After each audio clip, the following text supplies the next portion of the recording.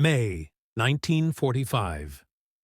The world breathed a collective sigh of relief as the war in Europe ended.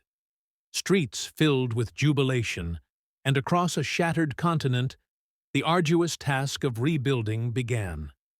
But as nations celebrated the dawn of a new era, destiny was quietly taking shape in a small, rural village in Poland. Roughly 9 months later, Romana and Ludwik Zabicki prepared for an event of arguably greater historical significance. On the freezing night of March 4, 1946, beneath the glow of a singular brilliant star, they awaited a miracle. This would be no ordinary child. This was a force of nature. From his very first moments, it was abundantly clear. Mark possessed a striking maturity, an old soul, fully prepared to make a splash in the modern world.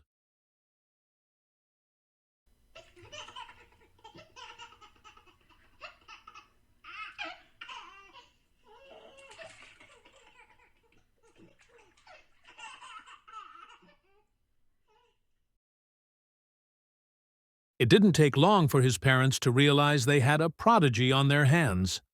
Mark possessed a ravenous thirst for knowledge and a strict, self-imposed regimen of advanced hydration.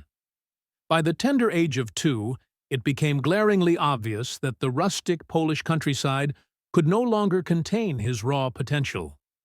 Europe was simply too small. So, Romana and Ludwik packed their lives and relocated to the undisputed cultural epicenter of the world.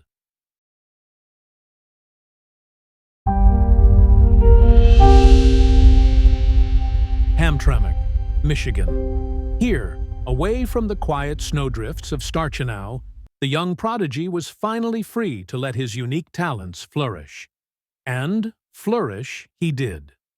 While historical records claim he didn't master the accordion until later in his youth, neighborhood legend insists he arrived in America fully equipped. With just a few high-octane polkas, he became a Pied Piper of sorts, mesmerizing the local feral cats and leading a furry, polka-crazed procession through the streets of Hamtramck.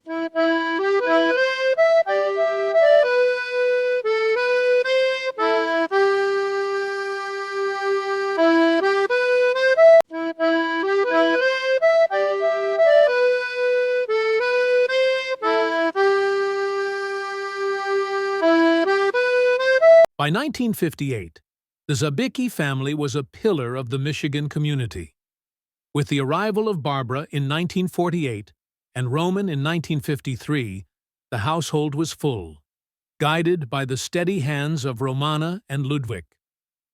Young Mark was a model of mid-century discipline, whether serving as a pint-sized maritime specialist in the Scouts or posing for his grade school portrait. He projected an image of quiet, suburban normalcy. His education at St. Andrews provided a firm moral foundation. It was here, under the watchful eyes of the Sisters of Mercy, that Mark learned the true meaning of divine intervention, usually delivered via a 12-inch wooden ruler. His career reached a fever pitch at Ford Auditorium. Performing alongside the Detroit Symphony Orchestra, Mark delivered a performance so electrifying, the sold-out crowd was moved to a near riot of applause. But the world could not ignore his genius for long. In October 1958, Accordion Weekly shocked the music industry by naming 12-year-old Mark a child prodigy sensation. Critics were stunned to learn his career didn't start in Detroit, but years earlier in Poland, where neighborhood legend insists he had already mastered the secrets of the polka before he could even tie his own shoes.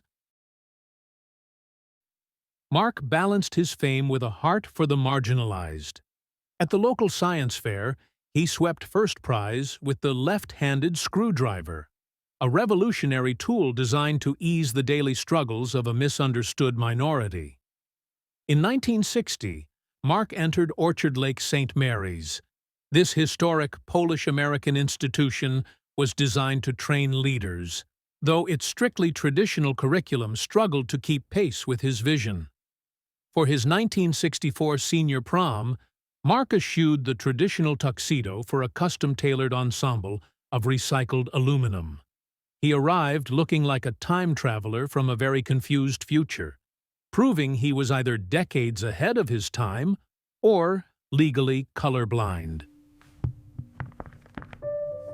Mark graduated as a true gentleman and scholar. His yearbook labeled him a future innovator, a title he had already earned with a screwdriver and a dream.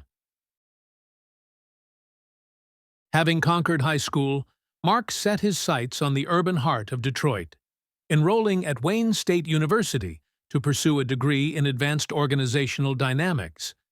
But Mark's thirst for knowledge was matched by a grueling work ethic. During the summers, he held an elite position in early grave management at the local cemeteries. He wasn't just cutting grass, he was a high-concept landscape architect, ensuring that even the local residents' final resting places were meticulously curated for maximum impact.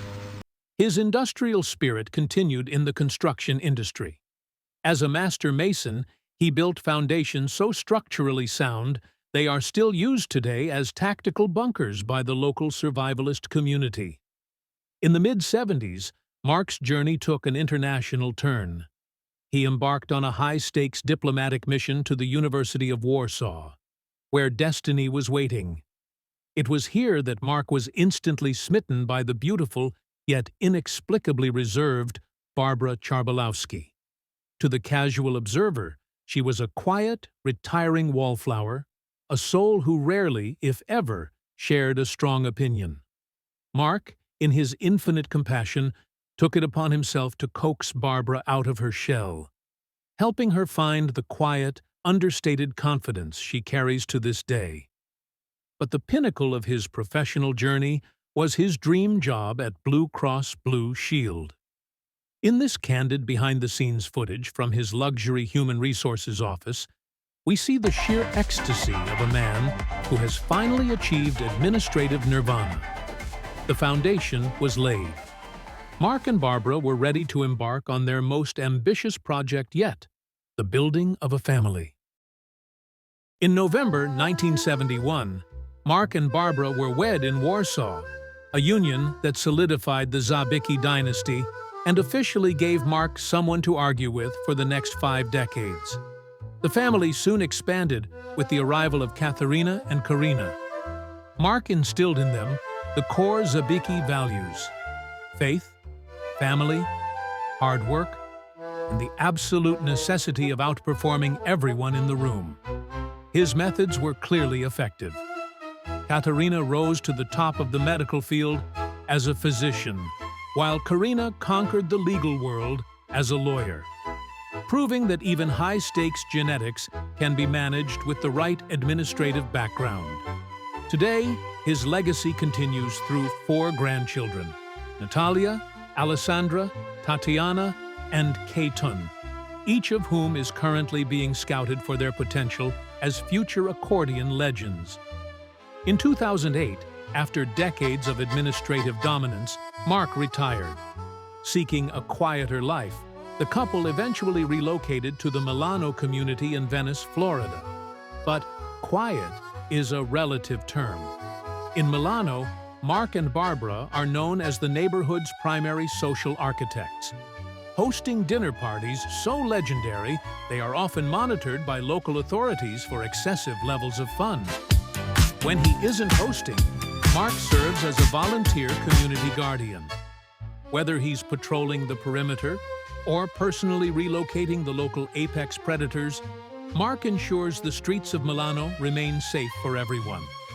At 80 years old, MarkZ80Video remains a man of mystery, a man of action, and most importantly, a man who still knows how to surprise us.